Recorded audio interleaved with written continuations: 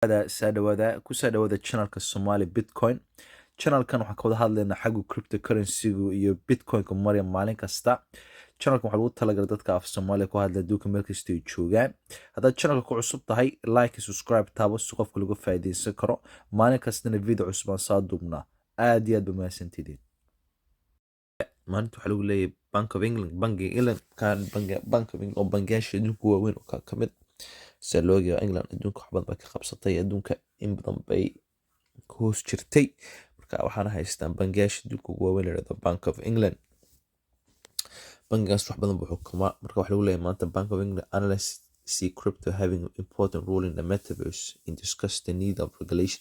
Metaverse waxaa meesha lagu isticmaali doono Bitcoin waa adduunyadan oo xagga technology xagga computerka weeye.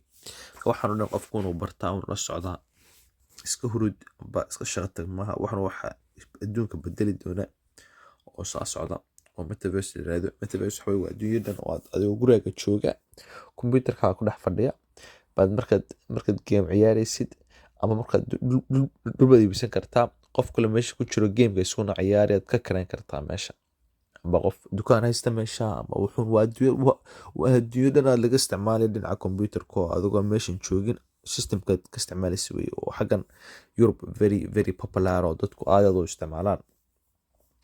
Marka waxa lagu leeyahay Bitcoin waxa kaas lagu isticmaali doonaa waxa lagu kala iibsan doonaa iyo reality-ga adduunka si kastaba.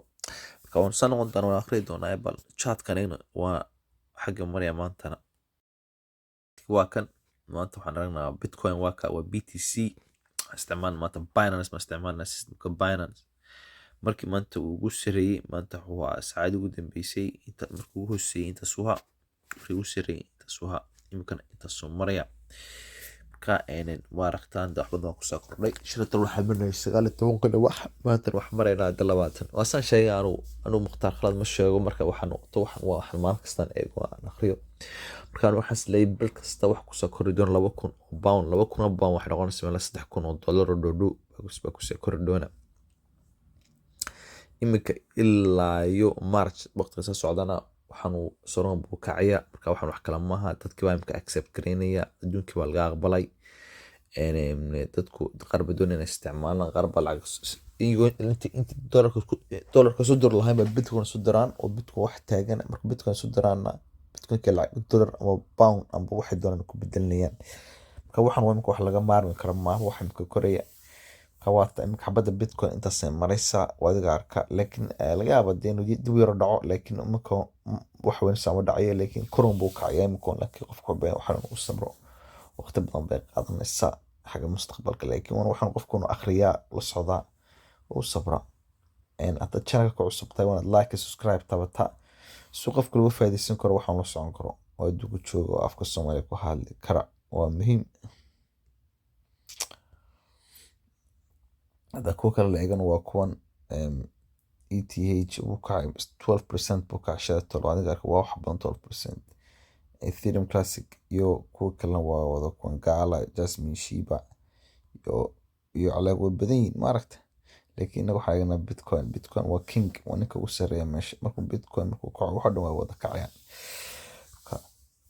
واتا كنا قانا مشي هذا آخرين هذا سان وفريسنا.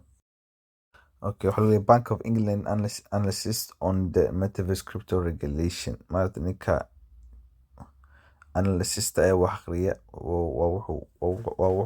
wuxuu sheegay inuu Bitcoin ku inuu wax weyn noqon doono marka metaverse kala isticmaali doono. If you open a decentralized metaverse coin exists risk for cryptocurrency scale have systemic financial ability consequences. markuu lacagtiisa waxaan gelinayo wax weyn ka faa'iido karaa bal wali widespread adoption of crypto in the metaverse or any other setting would require compliance with rebate consumer protection financial stability regulatory framework they stress it marka qofku markuu waxaan isticmaalo wuxuu baahan marka safety inuu garanayo lacagtiisa in meel ammaan taalo waxa sar baa laga shaqeynaya marka bal wali laakiin waxaan marka laga dhooman kara maaha wax soo socda oo dadka wada isticmaali doonaan oo ay ka faa'iideysan doonaan marka waxaan u dhan imka waa wax imka laga shaqeynayo marka noqoto dhinaca metaverse-ka iyo xagga Bitcoin lagu isticmaalayo xagga laakiin cryptocurrency-ga calaa kulli xaal buu korayaa maalin kasta imika, oo wax laga faa'iidaysta, wax laga akhristaa. Dad qaar baa imika iibsanaya oo ka fekeraya 5 sano soo socda markay iibsadaan maanta inay haystaan oo maalgeliyaan, hadhowna ay dib u iibiyaan. Marka waxaana samar bay u baahan tahay. Waxaan sheegay channel ku cusub tahay, like, subscribe, taabo maalin kasta warka cusub aan igana Bitcoin xagu Bitcoin ku marayo, si ay dadku afka Soomaaliga uga faa'iidaysan karaan. Like, subscribe, taabo oo la iswada caawin karo. Maalin kasta waan video cusub aan soo duuba. Hay, wana beri.